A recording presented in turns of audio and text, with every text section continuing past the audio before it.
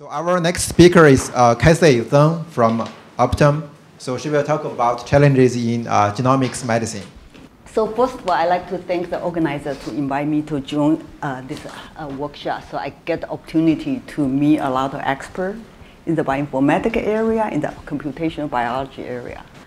It's quite important for us as a company because we just started a genomic medicine initiative. So our purpose is to apply the genomic medicine into our standard care.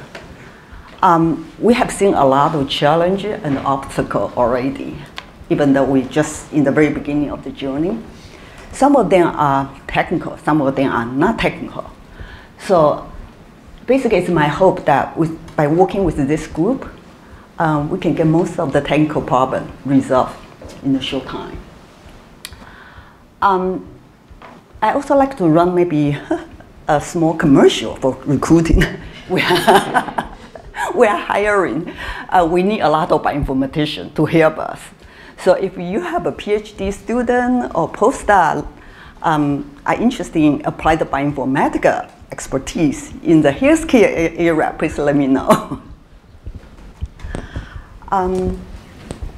So I'd like to give a brief introduction about this company and why we are doing the genomic medicine and why we care. So United Health Group actually has two main business units. One is United Healthcare. Basically, it's known as an insurance company. So basically, it's a health benefit. I think it's one of the largest insurance company. And the equal size is Optum. Actually, the company size is pretty much the same. It provides analytical and service for healthcare provider, like a hospital, doctor office, pharmacy, and also other payer company. So together, we probably serve about like 140 million of members globally.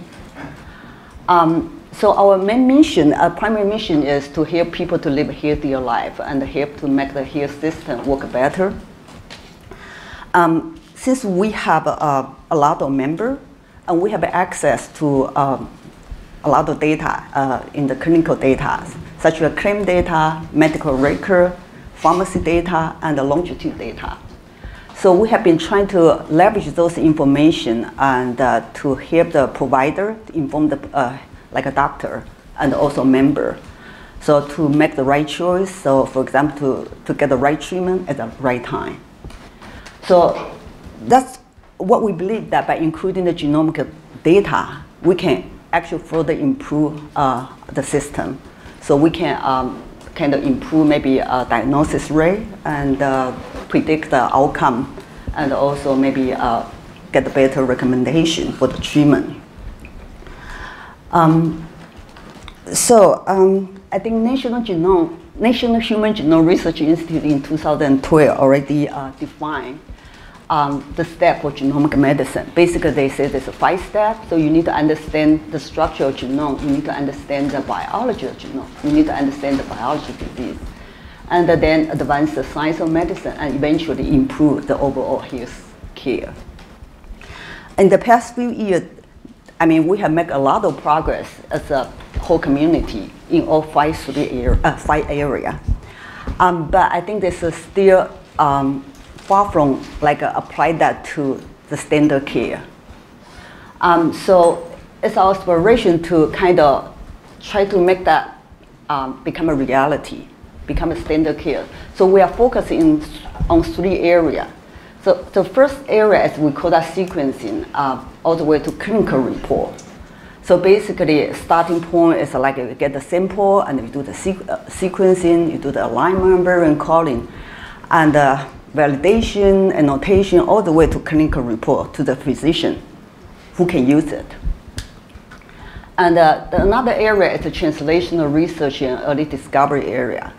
As I mentioned, we have a lot of data in phenotypical data. So we already have those data. So by adding the genomic data, we think we can actually work with the research community and to do the populational study, and we can identify the new biomarker that associate with the disease, associate with the treatment outcome.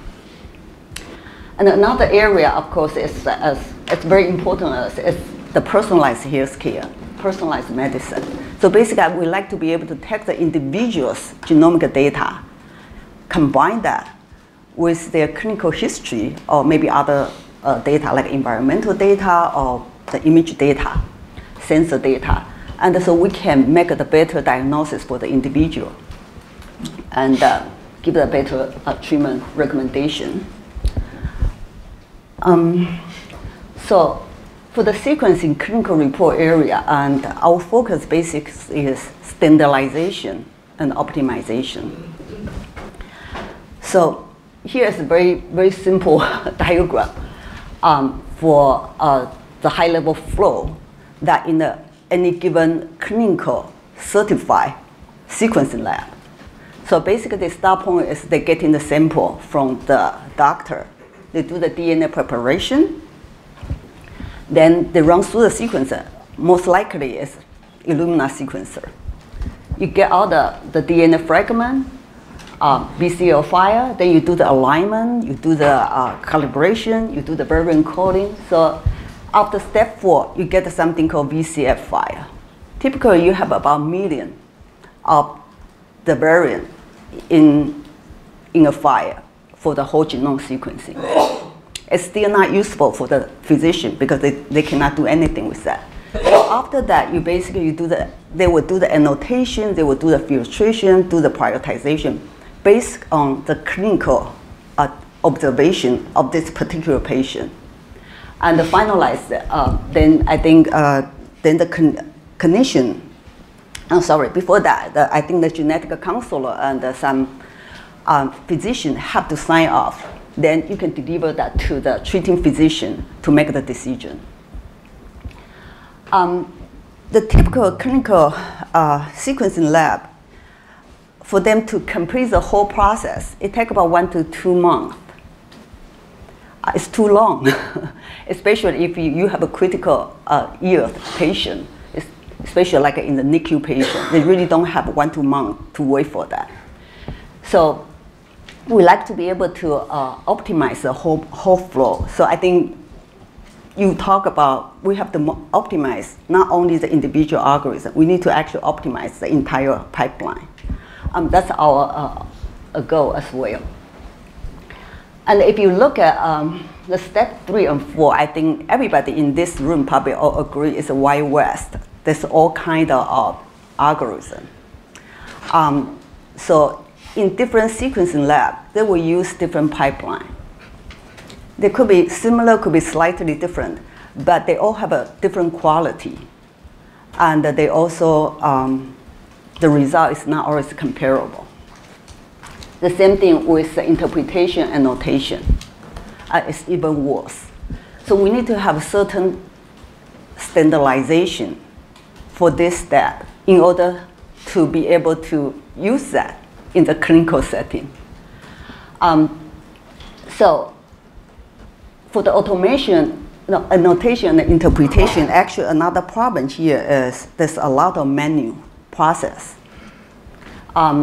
So it's our hope that we can actually, with this group, develop certain algorithm in this area to do the automation and to optimize this process.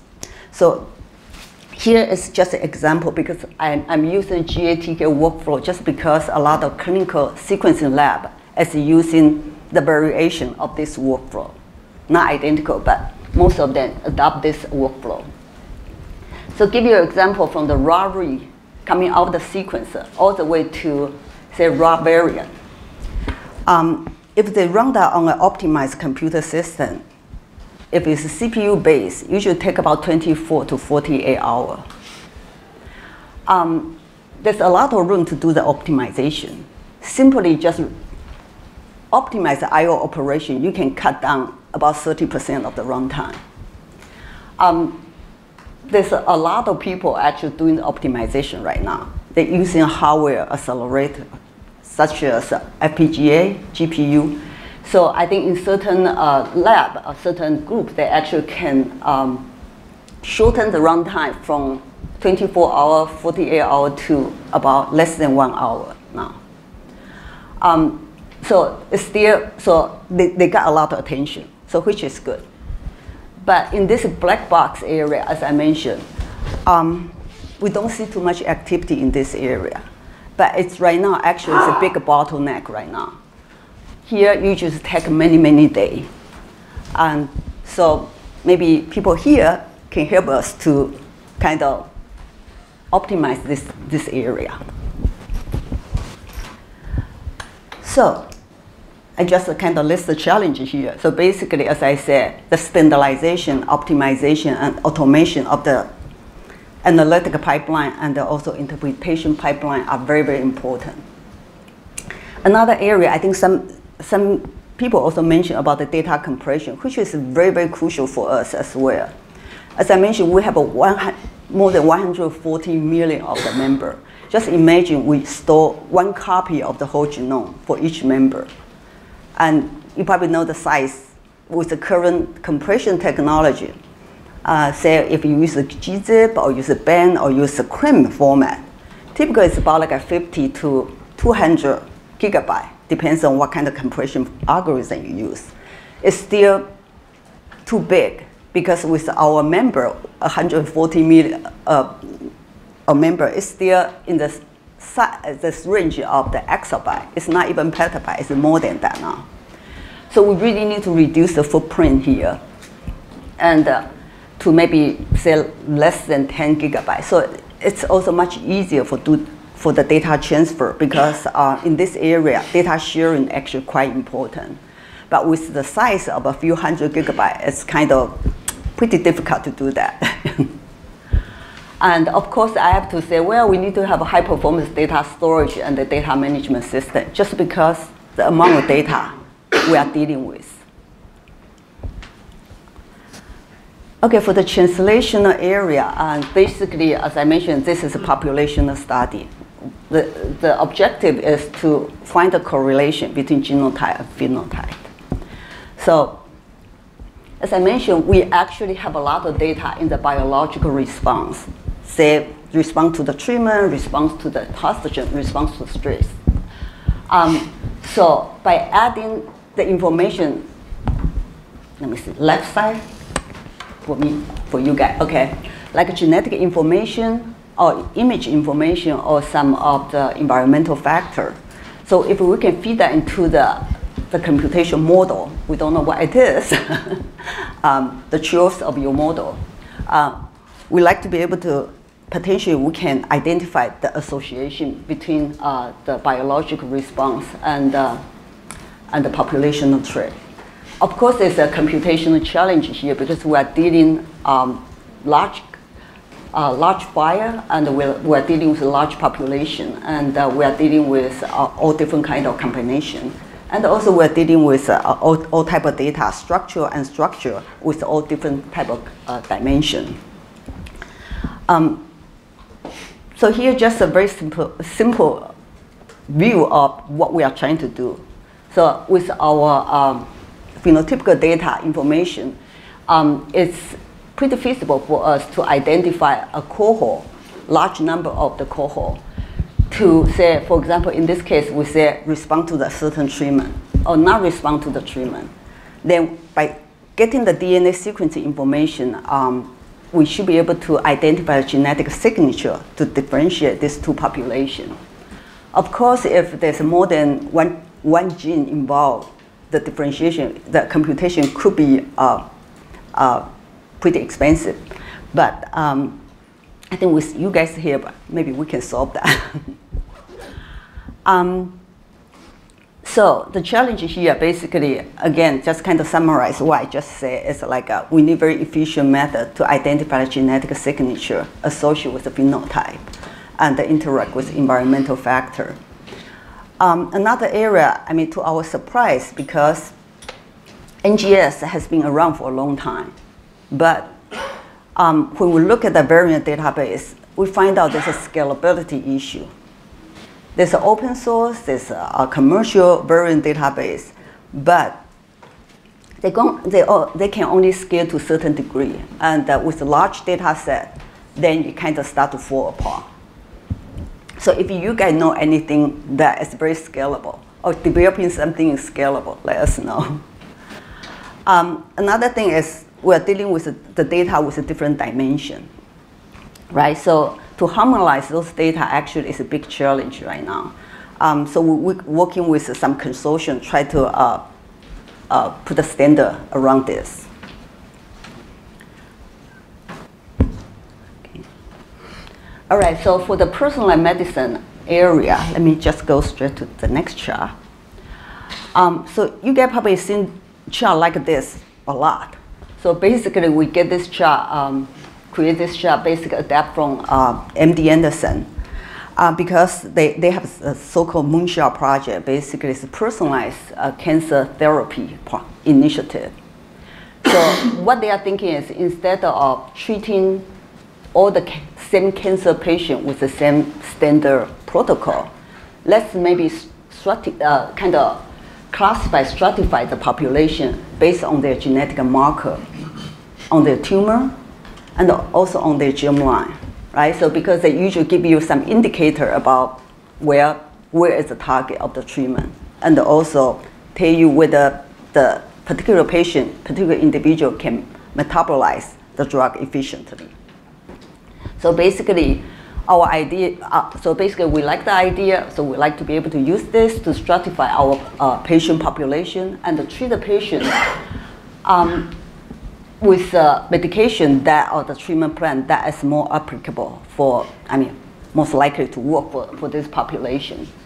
Of course, this kind of approach is also can apply to other disease area easily, right? So for example, for the cardiovascular disease patient, those patients that went through the PCI, typical treatment is they prescribe the Plavix for the patient. But unfortunately, certain percentage of the population actually carry some loss function mutation in the CPY2C19. And with that kind of loss function mutation, you actually don't get the benefit of Plavix.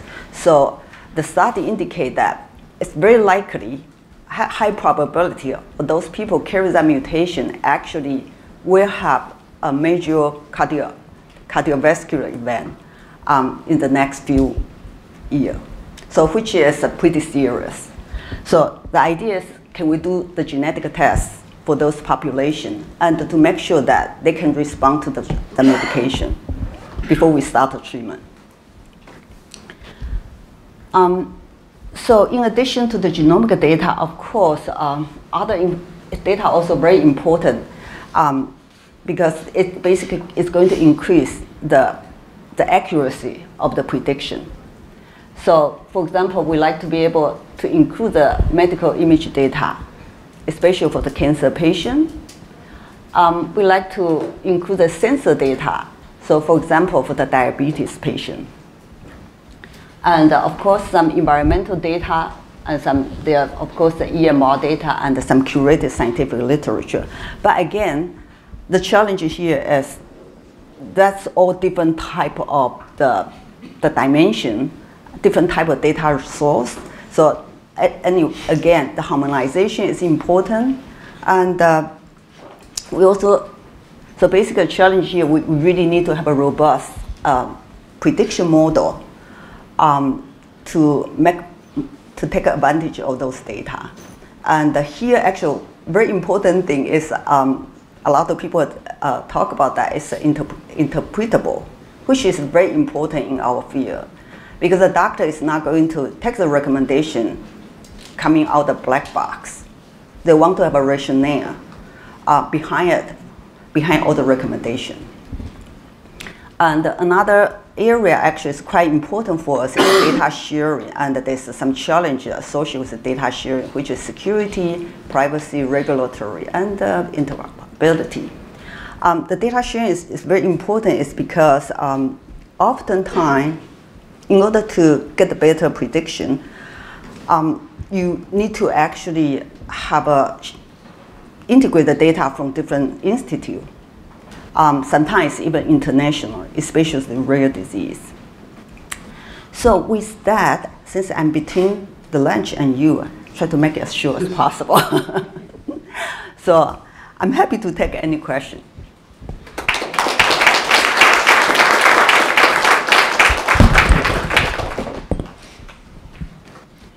So it's easy to access your data You mean from for academic community. So. Yes or no, because basically we have to, yes, we collaborate with academic for given problem, right? So if there's a problem that we have the interest, mutual interest, yes, then we will kind of arrange to give you the access of the data. But usually you need to have a proper consent from the patient before we can do that. So it's not that easy, but it can be done. And it has been done before. So you mentioned that you guys having like some storage issues. Have you guys tried using reference-based lossless data compression for your genome data? We actually try to evaluate that, right? So lossless right now is important for us, right? So we basically try to kind of use the standard that is adopted by most of the people in this community. So right now it's a CRAM, right? And so we haven't looked beyond that. Yeah, they have like some reference-based lossless ones as well that you should look into. It might help you a lot. Okay, so do you know what's the compression ratio? Pretty significant because it's just a diff with the reference genome. So it's basically like how it stores their differences. But do they keep the quality score? I believe so. I'll send you a paper. Okay, Yeah. that'd be great. Thank you. Yeah. More questions? Okay, then let's thank you again.